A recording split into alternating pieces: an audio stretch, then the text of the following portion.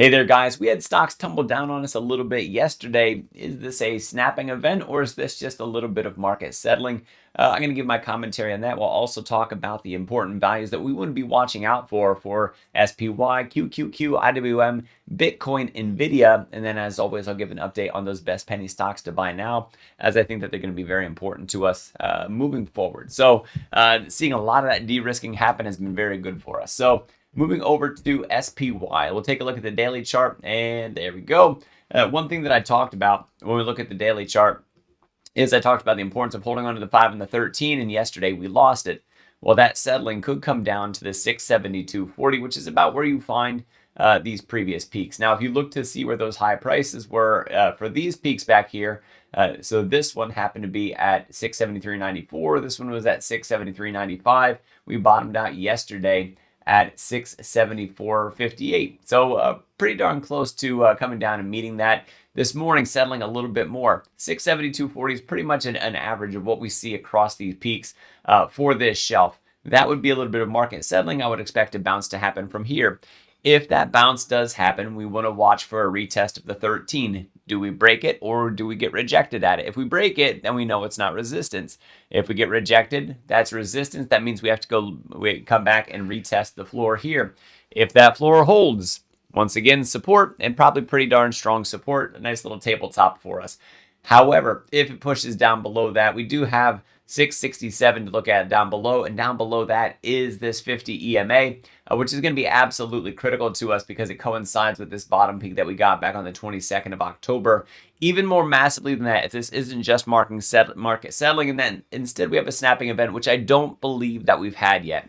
Right now, what we have is, I think, fairly consistent pressure would be a nice way to say that with news of the government shutdown. So without having a snapping event, I don't think that we're going to see more than some minor settling. And I think that we should see recovering at the expected areas, that there's not some significant immediate downward pressure that's going to if you think about standing on like a glass floor, for example, if you're just standing on it, you're probably fine. If you jump on it, you're probably going to increase the risk of breaking. And if you drop a sledgehammer down on it, you're probably going to smash on through it, maybe even through several panes of glass, several of those supports on the way down. So without that snapping event happening, I think we're going to be hard-pressed to immediately fall down through any of the supports, and that we can trust them to at least hold a little bit to get us to look back and see what ceilings are holding us. Are we going to get continually low ceilings that were downward pressure, downward pressure, downward pressure? If so, that would be that the bears are taking some sort of control. And then what about those floors? Are we getting the same floor that the bulls are barely struggling to hold on, or are they giving ground to the bears, in which case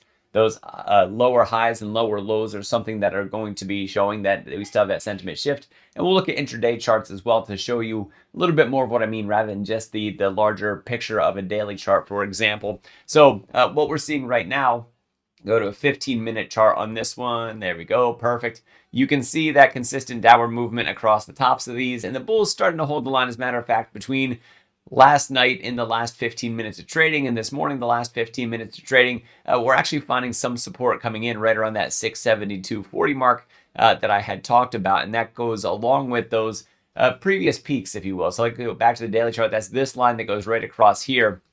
There we go, right across that shelf that I said, that 672.40. Intraday chart is absolutely showing that there's some sort of support, and it is going back to retest a ceiling. We want to start seeing these peaks, instead of descending, we want to start seeing them move back up above. And something like the 15 EMA that you see right here, or 50 EMA, I'm sorry, on the 15 period chart, you can see the massive rejection that we got last time we got there. So on a chart like this one, that's definitely a significant line to break. And you can also see this previous support that was right here where all these candles are bottoming out. That is going to stand in our way. So that's going to be double resistance, if you will, which is all the more significant when you can step up above it. So if we see those prices move up above that, that's that break in that downward structure that we're seeing so far. And that could show us that we have a further move to the upside. So I think that we're seeing settling and consistent pressure, and it could move us slowly downward, if you will, until a snapping event occurs. And we'll talk about Bitcoin and Nvidia, because I think either one of those could serve as minor snapping events as well, depending on what we see with them settling and the critical levels that exist on their charts. So putting this back up here for you, we'll talk about the Qs for a moment. The Qs, you see a very similar look for this one. You see that same downward movement. You see that same double bottoming kind of look. You see the highs coming down. You see the lows moving down. And then all of a sudden that low moves up just a little bit. It's a good early sign that things might be changing for us, but we need to start seeing those next highs come in. We certainly have to break over that 50 EMA that you see on this 15-period chart. Look at the beautiful rejections that you got. That means the next time that we retest it, we want to watch and see that behavior for critical change in the behavior for the candles that we see here for that price action. So going out to the daily chart for QQQ, tracking the NASDAQ 100, Nvidia is going to be highly impactful this. It will for the S&P 500 as well because it's a $5 trillion market cap company. Now critically for Qs, that shelf happens to be at 612.80. When we look in that pre-market time, we didn't come down to that 612.80. What would it come down to? We actually only made it down to about 615. So we didn't even make it down to all the way where that tabletop is so far. And I think that a lot of that is thanks to the movement that we have in tech itself. So big tech, somewhat down. AMD's kind of taking it on the chin this morning after their earnings, and I saw the headline of valuation concerns. In other words, is it too frothy? Are they putting out the growth metrics in order to support the prices that are out there? But this is more that broad market look before we get into those penny stocks, if you will. So if we see that consistent downward pressure, we could probably settle down to 612.80. And maybe even push down slowly over time back down to 600. And that's where we find the 50 EMA. That's this red line that's in here, that 50-day EMA. And that would be absolutely critical support for us. If these floors hold, like I said before, we got to look back for where that support or where that resistance is for the ceilings. Okay, the floor held. What about the ceiling? Is the ceiling still where we thought it was? It'll go back, it'll test it out. And if that ceiling is still there, well, then it goes back and looks for the floor. So that's a nice way that you can think of that price movement that we see, that it's a whole bunch of floors and ceilings, and that we keep on testing and retesting continuously, tick by tick for every security that's in the stock market or the ETFs that we have here that are a bundle of those securities, for example. That would be something that we could really rely on. That everything is a test of, okay, is the floor still here? Is the ceiling still here? So moving over to IWM. Actually outperforming the pre-market, up 0.1%, whereas the Qs and the SPY are down. And one reason I think that we're seeing a little bit of that give back is the underperformance over these past several days. And we finally made it down to that 50 EMA. I talked about that for critical support for the SPY. It also is for the Qs. Look at what I mean by critical support, because you can see that we're starting to recover just a little bit. That doesn't mean it's holding. That doesn't mean it will hold.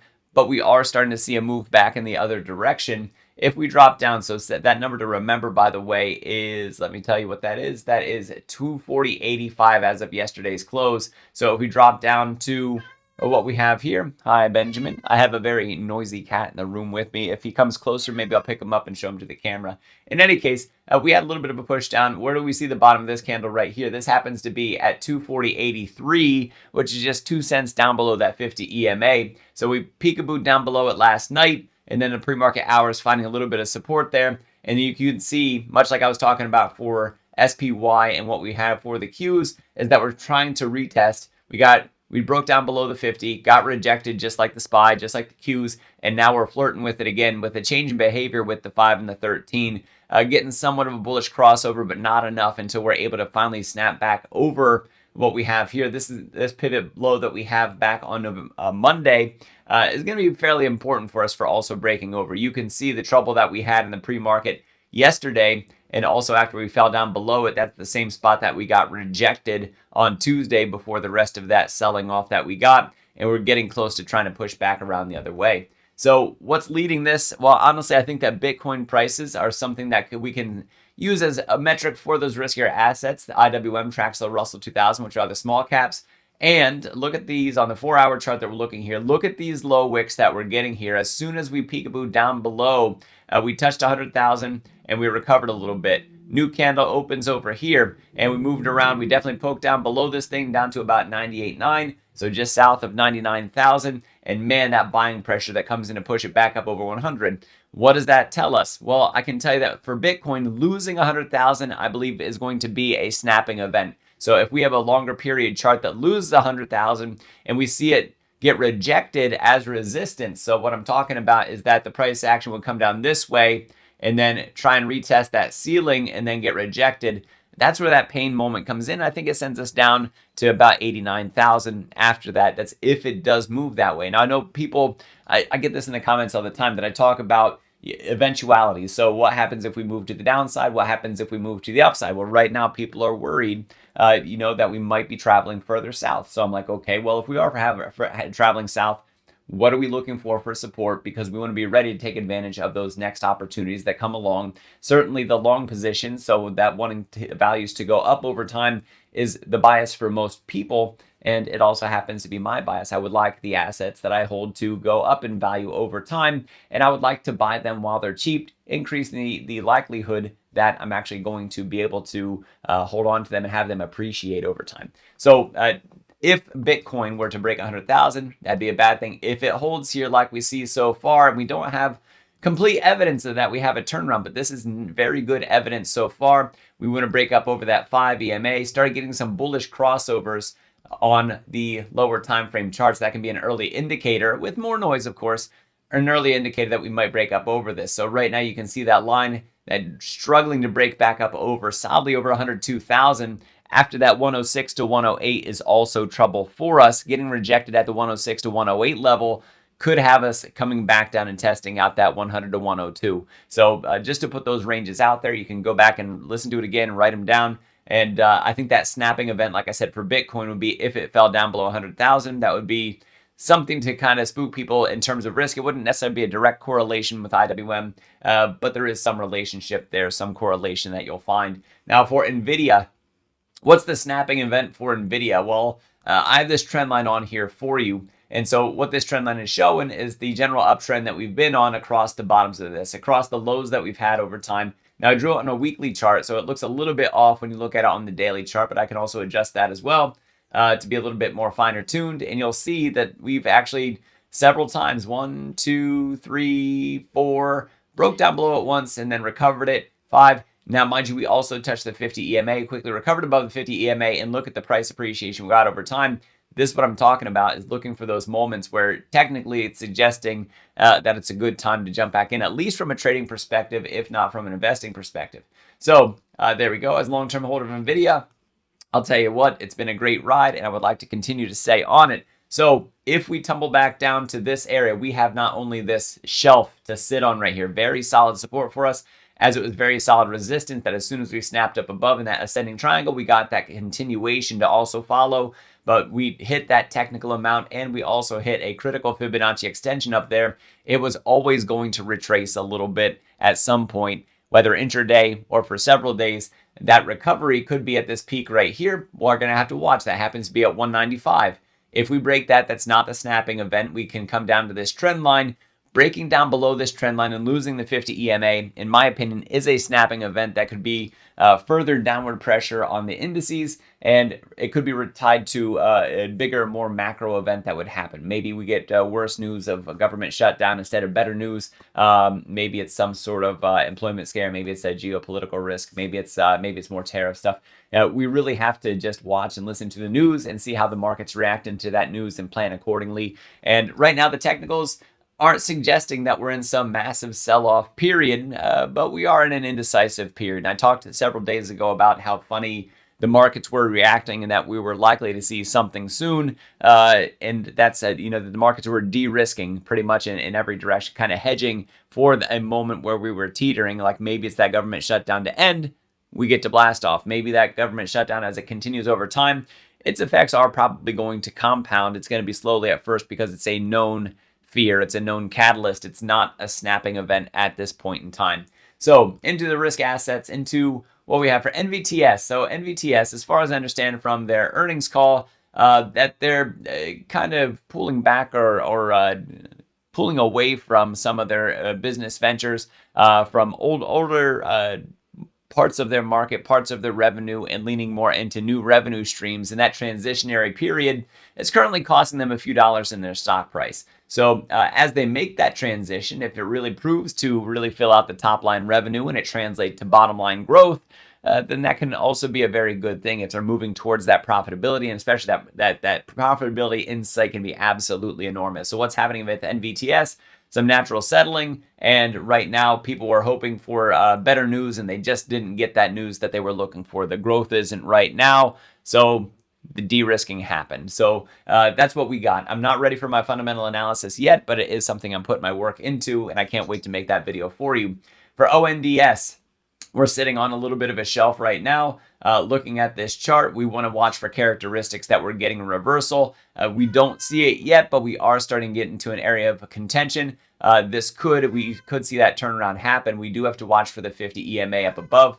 RZLV got down to that critical $4 level, and we might soon see times of snapping this descending wedge pattern that we have here, and if we do, that can give us some good movement to the upside.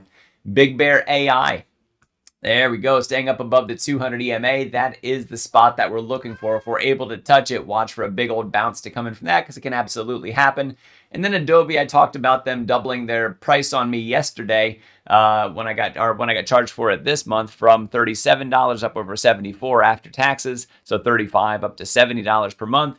And that could translate into their earnings. That could be if they do have that pricing power. If I'm not able to move away from them because I need their technologies and I just have to eat that price change, that massive price difference, and if especially it affects a lot of their business that's out there, well, that can be very good for them, and that can drag us significantly off their lows. I will say, from a technical perspective, it does look like we're going to put a further push south as we have a bearish bias, and we also have a descending wedge triangle, and the RSI is down below 50. So guys, let me know what you think down in the comments. I'd love to hear from you. Also, join us over at the Discord, links in the description, and I believe the 3-day free trial is still active. Check out the coursework through Stockmo Academy, and as I partner with him in the Discord, then I also have that coursework as well. It's an entire ecosystem. They're dedicated to help you in your journey towards financial freedom and building alpha in your portfolio. As always, thanks for watching. I am Dr. Stock, Doctor of Education. Remember, my friends, that learning is earning. I'll see you next video.